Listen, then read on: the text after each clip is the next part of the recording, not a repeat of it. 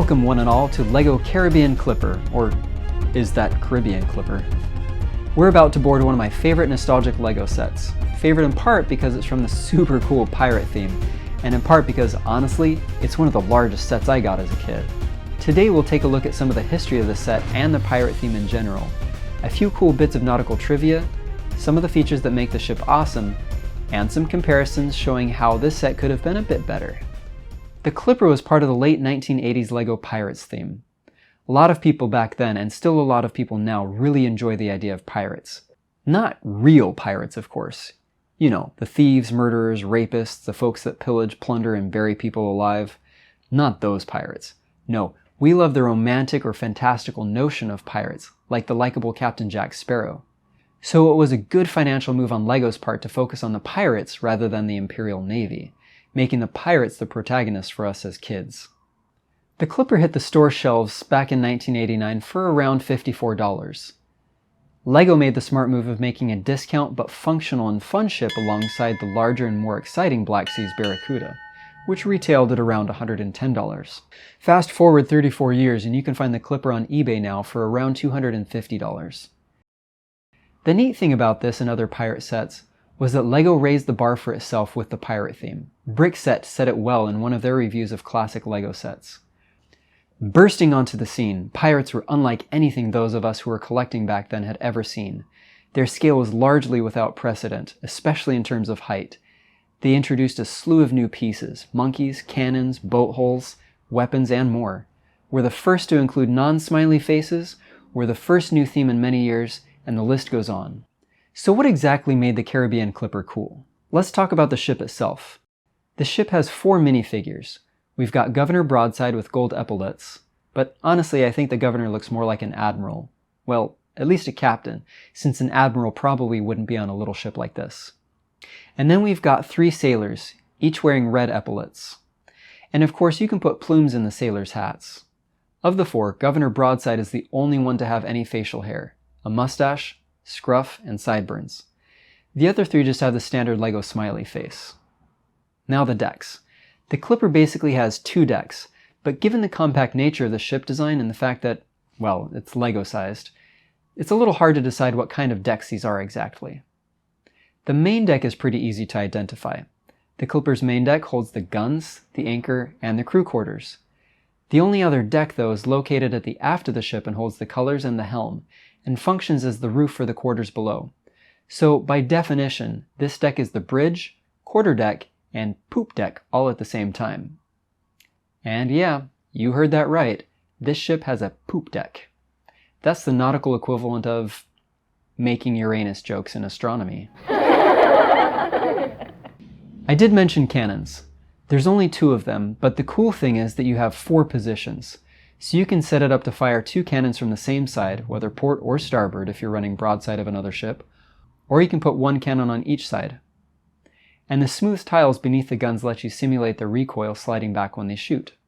Because at the end of the day, reality is what you're going for when you're playing with toys. The other cool thing is that they do have a simple action. Draw the fuse back, put your cannon shot in, and flick it. Yes! It would have been awesome if they could include chase guns, meaning cannons situated on the back of the ship. Since this is just a Clipper, not a warship, it would have made more sense, but still, it's great as is. Now, digging into it a bit more, I decided that these would probably be 12 or 18 pounders since this is a light ship or a frigate, meaning they fire a metal ball that weighs either 12 or 18 pounds. These aren't the bigger, exciting guns you'd find on a warship. Those tend to shoot 36 or even 42-pound shots. I mentioned port and starboard a few moments ago. If you're not familiar with nautical terminology, port kind of means left and starboard kind of means right. But these directions are relative to the ship, not to the person or where they're facing, meaning starboard is always going to be on this side, whether you're facing the front or back, fore or aft. And by the way, maybe you've heard the acronym POSH before? Interestingly enough, a common explanation for it, and the one I first learned, is port out, starboard home, referring back to old sea voyages where the port side cabins got morning sun and then stayed relatively cool the rest of the day. On the way home, facing the opposite direction, the starboard side got the morning sun and afternoon shade. Whether this story is true or not, Depends on who you ask. One of the biggest questions I had is, what exactly is a clipper? And from what I gather, clipper just seems to be a generic term. Similar types of ships include sloops, schooners, and brigs. If you want to learn more about those types of ships, I recommend you hit up Wikipedia, or go play Sid Meier's Pirates. You can learn a lot from a good video game, and that was indeed a good video game. Anyway, the Caribbean clipper has one main mast with a square sail and a square topsail, with a triangle sail in front. A lot of these types of ships will have multiple triangle sails in both the front and back, or multiple square sails and triangles as well. One of the most similar types of ships I could find in terms of masts and relative size was the Maryland Dove, which still has two masts with square sails and the triangle sail rigged behind. In the end, was LEGO going for a specific type of ship? Probably they were just going for something that looked pretty cool that also stayed in budget. And it was cool. And finally, let's talk colors. On top of the second mast, the clipper flies a flag with 4 light blue squares in each of the corners and crossed cannons in the middle. I haven't found anything in the real world similar to this, so I'm pretty sure LEGO just wanted a generic good guy flag.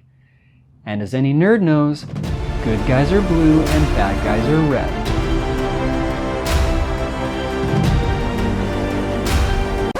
Whoops! Speaking of bad guys, the closest comparison for the clipper, as I mentioned earlier, is the Black Sea's Barracuda. Sure, there's been a number of LEGO sailing ships through the years, but the Black Sea's Barracuda came out the same year, has the same kind of sails, and really just a lot of the same look and style. Some of the key stats setting them apart are the number of pieces, number of minifigures, and number of masts. That's more than double everything on the clipper, from price to masts. Though technically you could run up another sail or two on the flag post on the aft of the clipper, but that's not how they designed it. And not only was the Barracuda longer, but it made great use of that space by adding additional decks, a forecastle and a quarterdeck, as well as enclosed captain's quarters. But although the Barracuda is hands down the better ship, I still count myself lucky to have been a kid that got a Caribbean clipper. It's just about time to wrap up this video, but before we do, I want to cover a couple quick trouble spots. The first one is the anchor string. Mine's still intact, and fortunately the clipper string is pretty durable. But if you lost or broke yours, a standard crafter sewing store should have what you need, which is what I had to do for my Black Monarch's Castle portcullis string. Another trouble spot is the flags. Again, fortunately mine are still intact, but my pirate flags on Forbidden Island broke and are unusable without some careful repair or replacement. Flags end up costing a lot more to replace than bricks and plates because they're unique and particular to the old pirate theme era. So be extra careful with these. The last challenge was the limp sails. I know some people make their own new sails. I'm not that crafty, so for most play I just don't bother. Mine are intact and good enough. But for the purposes of making a video, I ended up using a fan to blow the sails into position. I mean, their function is to catch wind, isn't it? So, what's my overall evaluation of the Caribbean clipper? My kids love it more than almost any of my other older sets, sometimes rivaling the Black Monarch's Castle.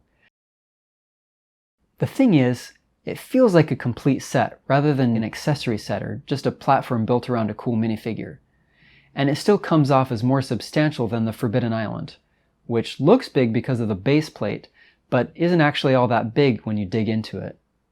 The clipper would be cooler if I had another ship for it to do battle with or chase, or even have some Imperial ports for it to load cargo onto. But I do at least have Forbidden Island to add to it, and even by itself, the Caribbean clipper is a great set that you can do a lot with. I love this ship. Thanks for watching, and I really hope you enjoyed this throwback to a classic and super fun LEGO pirate set. Let me know in the comments section what your favorite pirate sets were. And be sure to hit both the like and subscribe buttons if you'd like to see Midlife Crisis LEGO nostalgia keep growing and improving. It really helps small channels like mine.